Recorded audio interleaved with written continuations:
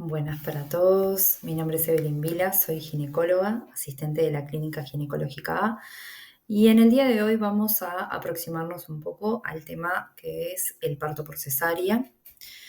Los objetivos que me propuse para esta clase son que ustedes puedan conocer la definición de qué es una cesárea. Creo que es muy importante que ustedes conozcan este tema como médicos generales, saber cuál es la importancia del tema, la epidemiología, cuál es la incidencia actual, cuáles son las indicaciones y las complicaciones a las que se puede ver expuesta tanto la madre como el feto de exponerse a un parto por cesárea, pero también cuál es la importancia de conocer la indicación adecuada y realizarlo para también así saber que cuando las cesáreas son correctamente indicadas, previenen y disminuyen la morbimortalidad materno y fetal.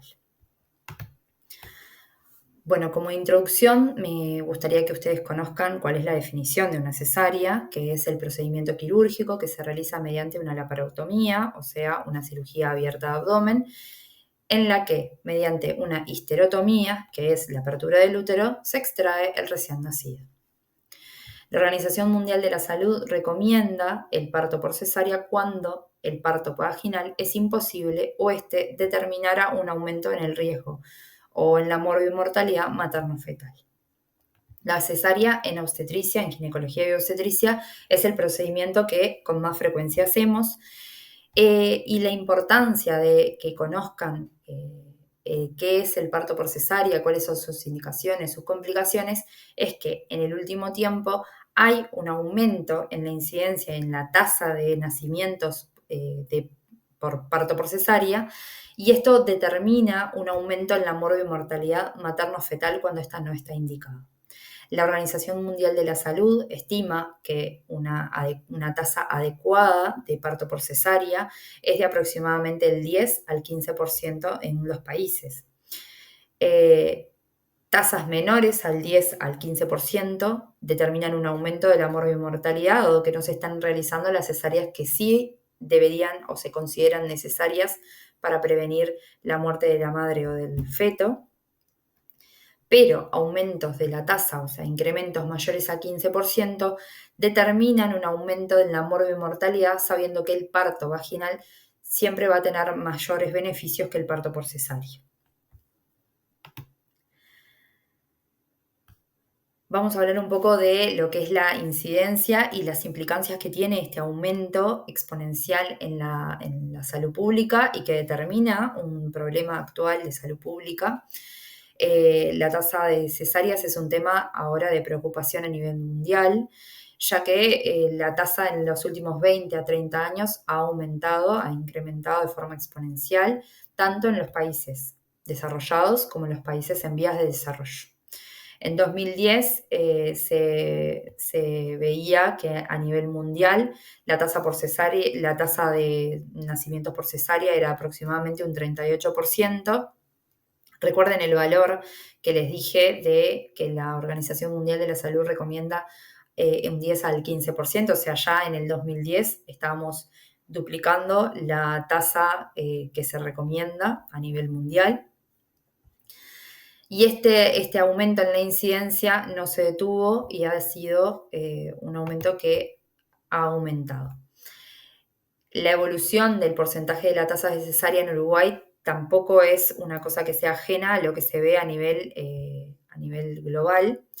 Esta tasa se sabe que no es únicamente, este aumento de la tasa, el porcentaje de cesáreas no es únicamente en los países, sino que también se divide a nivel de las regiones. Y acá en Uruguay no estamos exentos a eso y se ve que existe un incremento. Van a ver que desde el 2008 hasta el 2023 hay una evolución de la tasa de cesáreas con un aumento franco de las cesáreas, de los nacimientos por cesárea, pero también hay una distinción entre los nacimientos que se dan a nivel de los prestadores privados y el público, siendo la tasa mucho menor a nivel del público que del privado. Y dentro de los privados también se ve una diferencia entre un privado y el otro, llegando a algunos prestadores hasta un 80% del porcentaje de cesáreas de dicho centro. Con respecto a este aumento, bueno, este aumento se sabe que es multifactorial, es muy difícil de conocer cuál es la causa específica que hace que esta incidencia sea una incidencia que venga en aumento y que no la podamos paliar. Nos podemos aproximar a algunas causas, como lo es el aumento de la nuliparidad. Las pacientes postergan su maternidad y por tanto también deciden tener un único hijo. Son pacientes que tienen más edad al momento de tener su primer hijo. Muchas de ellas son gestantes añosas. Todo esto determina que sean muchas veces embarazos de alto riesgo, embarazos que se complican con obesidad, con sedentarismo, con enfermedades crónicas como la hipertensión, la diabetes, las alteraciones tiroideas como el hipotiroidismo, el hipertiroidismo, que determinan que estos embarazos sean de mayor riesgo y por tanto embarazos que tienen más indicaciones de, por ejemplo, inducciones del trabajo de parto. Otro de las causas que también se pueden estudiar es el uso del monitoreo electrónico para valorar el bienestar fetal. Si bien no es algo que se está realizando desde hace poco, es algo que se viene realizando hace muchos años, esta herramienta se sabe, se conoce y se utiliza, pero se debe de saber que la sensibilidad y la especificidad de esta herramienta no son las mejores para conocer a ciencia cierta cómo está el bienestar del feto, y muchas veces el uso de monitoreo de la frecuencia cardíaca fetal determina malas interpretaciones que determinan indicaciones de cesárea que tal vez no eran tan necesarias de realizar. Por otro lado, la disminución en el último tiempo del parto en podálica, luego de un estudio que se realiza, que es el HANA, que reporta un aumento de la morbimortalidad materno y fetal en pacientes embarazadas que se encontraban teniendo su trabajo de parto y parto en podálica. Este estudio lo que determina es una disminución franca de los partos en podálica y un aumento de las cesáreas con indicación de presentación podálica o de nalgas.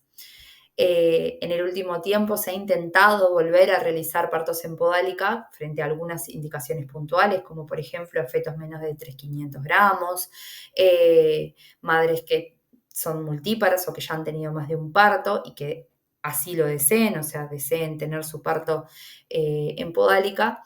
Y ya hemos tenido muchas dificultades para poder realizarlos, dado que por este mismo estudio la experiencia que tienen los técnicos en el parto en podálica es muy baja y por tanto seguimos indicando cesáreas por presentación podálica. Otra de las causas que podemos analizar es la disminución del uso de parto instrumental. La Organización Mundial de la Salud estima que para disminuir la tasa de cesáreas, la tasa de partos instrumentales con forceps o con vacuum debería de aumentar y sabemos que es una tasa que es muy baja y en Uruguay en el último tiempo es de aproximadamente el 3%. Esto con respecto a las incidencias, la incidencia y las causas que consideramos para el aumento de la tasa de cesáreas. Luego vamos a hablar un poco de las indicaciones que tienen una cesárea. Las cesáreas pueden ser indicadas por causas maternas o indicaciones por causas fetales. La cesárea se realiza cuando el médico y o la paciente consideran que el parto abdominal o la cesárea proporcionan un mayor resultado o mejor resultado materno-fetal que el parto vaginal. Por lo tanto, podemos diferenciar que hay partos por cesárea por indicación médica, cuando hay alguna patología desde el equipo médico que determine un aumento, una disminución de la mortalidad si esto se hace por cesárea, o la cesárea que se realiza a solicitud de la paciente. Vamos a hablar de los tipos de cesárea según la indicación. la cesárea, el primer tipo de cesárea sería la cesárea coordinada. La cesárea coordinada o programada de elección es aquella que se programa previo al inicio del trabajo de parto en gestantes que presenten algún tipo de patología materna o fetal que desaconseje un parto vaginal. Luego vamos a hablar de algunas indicaciones puntuales, pero por ejemplo, puede ser una paciente que tiene un herpes genital activo y que el parto vaginal aumentaría el riesgo fetal. Y por tanto, lo que se hace en este tipo de pacientes es coordinar una cesárea programada a las 39 semanas antes del inicio del trabajo de parto. Luego tenemos las cesáreas de recurso o en curso de parto. Esta es la que se indica cuando se da durante el trabajo de parto por indicación materna y o fetal, no se puede continuar con el parto. Por ejemplo, una paciente que se realizó una inducción del trabajo de parto por alguna causa y no progresó, un fracaso de inducción puede ser también el diagnóstico de una desproporción fetopélvica, dado por o diagnosticado por un trabajo de parto detenido, una dilatación que supera, que permanece igual por más de 4 horas. Otra causa puede ser un descenso detenido de la presentación, por ejemplo, una embarazada que se encuentra ya en periodo expulsivo con 10 centímetros de dilatación, pero que pasado un tiempo la presentación cefálica, el punto guía, no desciende por los planos de Hodge. Luego tenemos la cesárea que se realiza de urgencia, es aquella que se indica cuando existe un riesgo de complicación materna o fetal, que de continuar el parto vaginal pueda aumentar el riesgo puede aumentar la mortalidad materno-fetal. Y de estas puede ser intraparto o anteparto. Y esta se recomienda realizar de forma rápida, como lo que se estima es aproximadamente en 30 minutos el nacimiento. Y luego, por último, la cesárea que es de emergencia. Se indica en situaciones en las que existe un riesgo vital inmediato para la madre o para el feto, como por ejemplo la rotura uterina, el desprendimiento de placenta normoinserta, la prosidencia de cordón, o una placenta previa con hemorragia materna que determine alteración en la hemodinamia materna y por consiguiente fetal. Les voy a mencionar algunas de las indicaciones maternas que son más frecuentes. La placenta previa, cuando esta es placenta previa oclusiva, tiene contraindicado un parto vaginal. Luego también tenemos el antecedente de cesárea no segmentaria. En este caso, quiero que sepan, y vamos a hablar un poco después de las incisiones a nivel del útero, pero las pacientes que tienen una cesárea previa, una única cesárea previa, podrían tener un parto vaginal posterior cuando ésta supera los 18 meses entre un nacimiento y el otro y el antecedente de la cesárea anterior es una cesárea segmentaria transversa, que quiere decir que la cesárea anterior se hizo a nivel del segmento con una incisión transversa, o sea, horizontal. Estas son las que tienen menos riesgo de rotura uterina posterior. Cesáreas con un antecedente de cesárea que sea diferente a la segmentaria transversa, por ejemplo, una que se realiza a nivel del cuerpo o del fondo del útero, que no sea transversa, sino que sea vertical, todas esas tienen aumento del riesgo de rotura de útero y por tanto tienen contraindicado un parto vaginal. Por otro lado, ahí lo dice también, el antecedente previo de una rotura de útero contraindica un parto vaginal y por tanto indica una cesárea programada. La infección herpética genital activa, ya la mencionamos. La miomectomía, o sea, una paciente que tenga como antecedente ginecológico miomatosis y que en esa miomatosis se haya hecho un tratamiento de miomectomía, que es extraer los miomas, y si tuvo el antecedente que alguno de esos miomas que se extrajo tuvo entrada en la cavidad, o sea, apertura de la cavidad hacia el endometrio, también tiene contraindicado un parto vaginal. Otra de las contraindicaciones son tener más de 2 cesáreas, dado que aumenta el riesgo de rotura de útero, enfermedades maternas que no permitan un parto vaginal, que pueden ser enfermedades médicas, quirúrgicas, traumatológicas, y después lo otro que ya también habíamos mencionado, en proceso de trabajo de parto, el fracaso de inducción o el trabajo de parto detenido. Luego las indicaciones fetales. La distosia de la presentación o distosia de la situación fetal.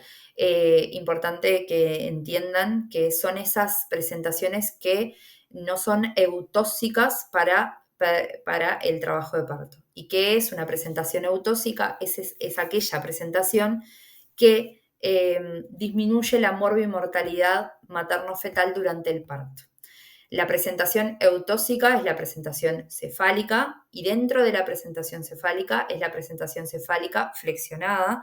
Por tanto, cualquier otra puede determinar que determine una indicación para una cesárea. Ahí tenemos también en ese mismo ítem la presentación podálica, la presentación transversa, la presentación oblicua. Cualquiera de ellas tiene indicación de una cesárea que muchas veces puede ser programada. La pérdida del bienestar fetal, esta es otra, ya lo habíamos mencionado, la desproporción fetopélvica, la procedencia de cordón, la restricción de crecimiento que tiene contraindicado un parto. Esto lo vamos a ver cuando veamos restricción de crecimiento, pero las restricciones de crecimiento estadio 2, 3 y 4, cuando está alterada de forma severa la función placentaria, tienen contraindicado la inducción del trabajo de parto y el parto. Y luego malformaciones fetales que no permitan un parto vaginal.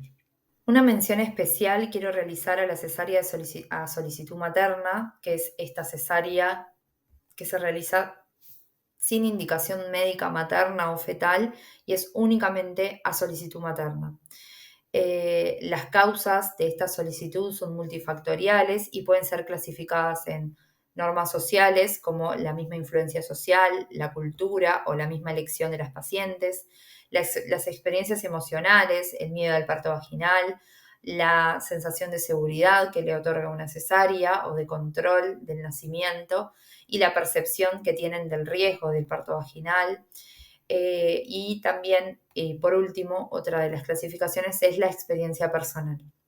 Estas pacientes pueden llegar a tener una experiencia del nacimiento negativa de un parto anterior o una experiencia positiva de una cesárea anterior y por tanto optan por una cesárea a solicitud materna. En esta elección hay un problema ético y un cruce de los principios en la bioética, tanto el de beneficencia, el de no maleficencia, el de justicia y principalmente el de autonomía. Este último cobra un rol fundamental en la decisión de esta paciente y el mismo debe ser recíproco, tanto para la paciente que opta por una cesárea y el médico que tiene que realizar la intervención. Si la paciente toma una decisión libre, no coercitiva y con la información completa, con la información tanto de por qué se realiza la intervención, cuáles son sus pasos y cuáles pueden llegar a ser los riesgos que conlleva tomar esta opción, la decisión debe ser respetada. ¿Por qué me parece importante hacer un hincapié en esta indicación? Y es porque es una indicación que sabemos que viene en aumento por todas estas causas que ya hemos mencionado. Si bien no me parece importante que sepan cómo realizar una cesárea, sí me parece importante que conozcan algunos ítems de los pasos que nosotros realizamos para hacer una cesárea.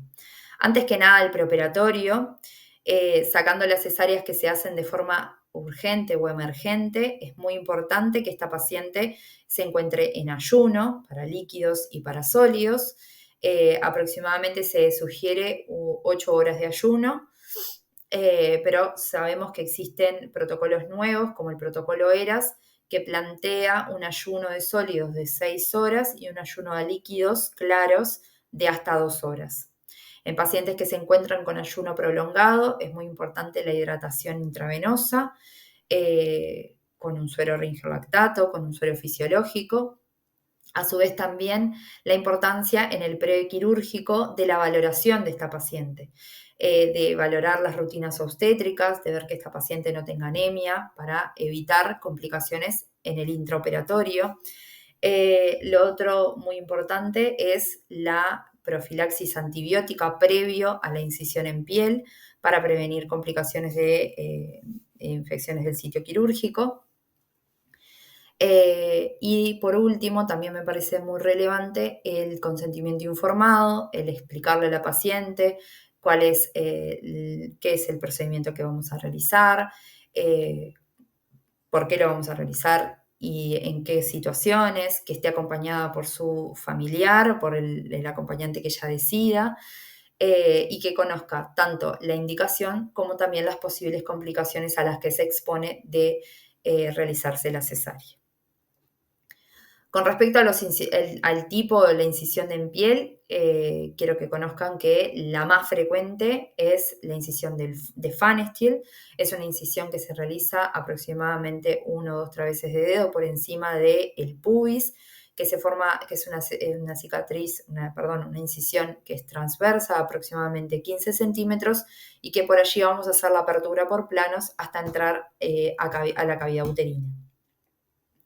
Con respecto al acceso al útero, esto que les mencionaba antes, es muy importante conocer en las pacientes que se han realizado cesáreas y cuando ustedes interroguen y hagan la historia clínica de las pacientes, saber si las cesáreas que se realizaron previamente fueron cesáreas segmentarias transversas, las cuales tienen la menor morbimortalidad y menor riesgo de rotura uterina en partos próximos y en embarazos próximos.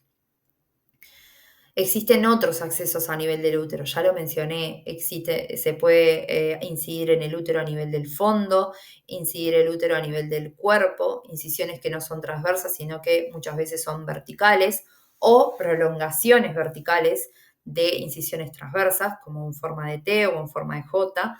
Estas incisiones, cuando son diferentes a las transversas, siempre van a tener un mayor riesgo de rotura de útero. Y por eso es muy importante conocer cómo se incidió al útero para poder y prevenir roturas uterinas posteriores. Con respecto al manejo del cordón, igual al parto. Es muy importante que sepan que el manejo del cordón se va a realizar con clampeo oportuno hasta que deje de latir para tener los mismos beneficios que tiene el clampeo oportuno en el parto vaginal. Y el alumbramiento tiene que ser también de forma activa, que es lo que el alumbramiento activo es el alumbramiento que ha determinado disminuir el riesgo de hemorragia postparto. Se realiza contracción controlada del cordón y con la administración de un útero tónico a la vez que estamos haciendo el alumbramiento para prevenir la hemorragia postparto. Y luego pasamos al cierre de planos. Con respecto a este concepto de cesárea humanizada o de humanización del proceso del nacimiento, la cesárea, si bien es un procedimiento quirúrgico, sigue siendo un nacimiento. Humanizar la cesárea requiere pequeños cambios en el bloque quirúrgico que pueden lograr una experiencia positiva para la madre, para el bebé y para su acompañante.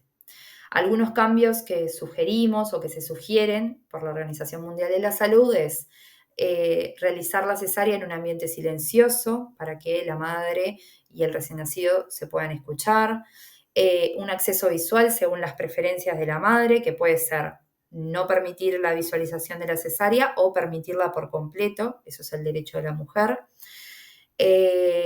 También el contar con un acompañante durante todo el proceso de la cesárea es el derecho de la paciente.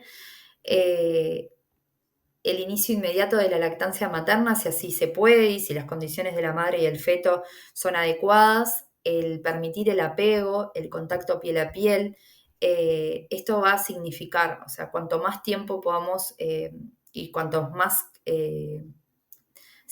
tiempo podamos tener al recién nacido en contacto piel a piel con la madre y el inicio de la lactancia, va a promover una mejor adaptación del bebé al ambiente extrauterino. En suma, entonces, algunas de las consideraciones es permitir la presencia de acompañantes durante el procedimiento, mostrar al bebé de forma inmediata luego del nacimiento, fomentar el contacto piel a piel y acá con una cosa importante que quiero contarles es que el contacto piel a piel directo o con algún intermediario no aumentó el riesgo de infecciones del sitio quirúrgico y por tanto, si el recién nacido lo permite y la madre lo permiten, es lo que estaría recomendado en todas las cesáreas. Y luego prolongar el tiempo de vinculación madre-bebé antes de que éste sea llevado a la recepción o a la incubadora, si esto fuera posible. Con respecto a las complicaciones, bueno, y acá ya casi vamos a ir terminando. Con respecto a las complicaciones, este procedimiento es un procedimiento que no está exento de complicaciones. La realización de una cesárea aumenta la morbimortalidad materna y perinatal si la misma no está indicada. Como ya les dije, menos cesáreas de lo necesario van a aumentar la morbimortalidad, pero un aumento de la tasa también lo van a aumentar. Las complicaciones pueden ser a corto, a mediano o a largo plazo. Y algunas de las complicaciones que me gustaría que conozcan son: a corto plazo, las infecciones del sitio quirúrgico. Como cualquier procedimiento quirúrgico, existe riesgo de infecciones, tanto a nivel de la herida como a nivel del útero. Estas complicaciones puerperales las vamos a ver con la paciente con fiebre, con signos fluxivos a nivel de la herida quirúrgica o secreciones a nivel de la herida quirúrgica. También se pueden ver con una metrorragia fétida, con loquios fétidos. Y por tanto tienen que ser parte de la valoración puerperal de estas mujeres. Con respecto a las complicaciones hemorrágicas, aunque el riesgo es bajo, la cesárea siempre implica un mayor sangrado que el parto vaginal. Se estima que se pierde aproximadamente medio litro en un parto vaginal de sangre y en las cesáreas puede ascender hasta 1 litro. Por tanto, la pérdida sanguínea es mayor en cesáreas que en partos y por tanto es muy importante que la paciente llegue en las mejores condiciones para realización de una cesárea. Por ejemplo, con una adecuada valoración de la hemoglobina y la profilaxis con hierro durante todo el embarazo. Con respecto a la cirugía misma, saber que existen riesgos de lesiones de órganos cercanos. El útero se encuentra muy cerca de la vejiga, mismo el lugar en donde nosotros vamos a incidir, que es el del segmento, es un lugar que se encuentra muy cerca del pliegue vesical y por tanto hay riesgo de lesión vesical. Y también existe riesgo, pero es menor, de lesiones intestinales. Este riesgo es muy bajo, pero aumenta cuando las pacientes ya tienen una intervención previa en el abdomen. Y por último, y no menos importante, la trombosis venosa profunda. Estas pacientes ya tienen per se un aumento en el riesgo tromboembólico por ser puérperas. Estas pacientes, si se les indica una cesárea, muchas veces ya tienen factores de riesgo como ser obesas, diabéticas, hipertensas, la preeclampsia, tiene aumento del riesgo tromboembólico y se les suma el riesgo propio de la cesárea con el reposo prolongado, que puede incrementar aún más su riesgo. Por último, son menores, pero también es importante que la sepan, tanto para informar a las pacientes como para conocer ustedes las complicaciones a las que se expone el feto por tener un parto por cesárea. Las complicaciones a las que se expone el feto pueden ser lesiones físicas, por ejemplo, por lesiones que puedan sufrir durante la extracción, como fracturas, como elongación del plexo braquial, más que nada en fetos que son macrosómicos o en extracciones profundas, cuando la paciente ya se encontraba en trabajo de parto con dilatación completa, con una cabeza muy encajada. Por último, pero no menor, los problemas respiratorios a los que se exponen los recién nacidos que nacen por cesárea. Estos recién nacidos van a tener una mayor tasa de dificultad respiratoria, dado que no pasaron por la por el parto vaginal y por el tiempo de contracciones que determina la eliminación previa del líquido a nivel de los pulmones. Y por tanto, estos recién nacidos van a tener mayor incidencia de distrés respiratorio y problemas en la adaptación a la vida extrauterina. Como conclusión, o sea, que sepan que, bueno, que la cesárea es una herramienta que es muy valiosa para la obstetricia, que cuando está bien indicada salva vidas, tanto de la madre como de los fetos, pero sin embargo tienen que ser realizada bajo un criterio adecuado, saber las indicaciones, saber los riesgos y los beneficios de cada caso, las complicaciones a las que se ve expuesta la paciente. Y por último también es fundamental humanizar la práctica, humanizar el nacimiento, tanto por parto vaginal como por cesárea, para garantizar una experiencia lo más respetuosa y positiva del nacimiento, tanto para la madre como para el bebé. Así que bueno, gracias por su tiempo.